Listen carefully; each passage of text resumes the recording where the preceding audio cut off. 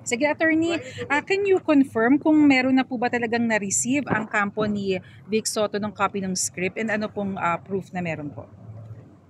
Si Direk Daryl Yap hindi po ipinagkakait o itinatago itong script na ito doon sa pamilya. In fact, even before he started shooting, he gave a copy of the script to one of the siblings of the petitioner. And he's actually a very known and prominent person. And pinadaan ito through an intermediary na kilala din ng kabilang grupo.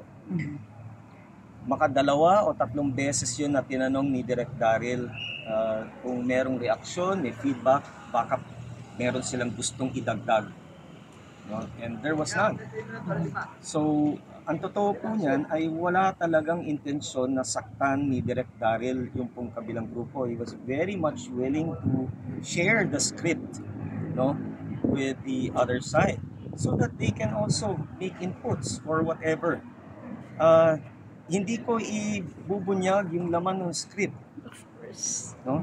But you see that the intention really is for them to give their inputs. No? Baka meron nga silang gustong idagdag.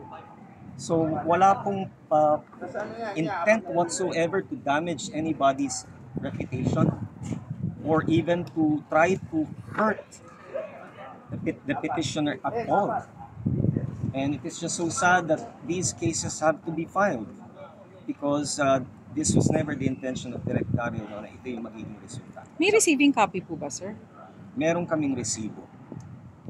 Hindi na namin kailangan na humingi pa ng receiving copy dahil yun naman pong intermediary ang nagsabi na nasa kanila na.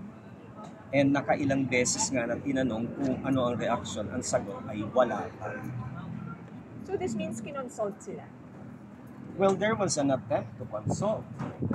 Bottom line is that there is no intention to deceive, to hide, or to hurt. Wala yung actual malice. No? Walang mali siya. At lahat po nito ay really to give them an opportunity to respond.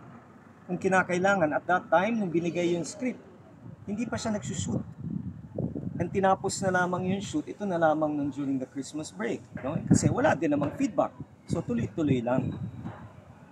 Okay. Salamat po. Ayun lang, sir. Sir.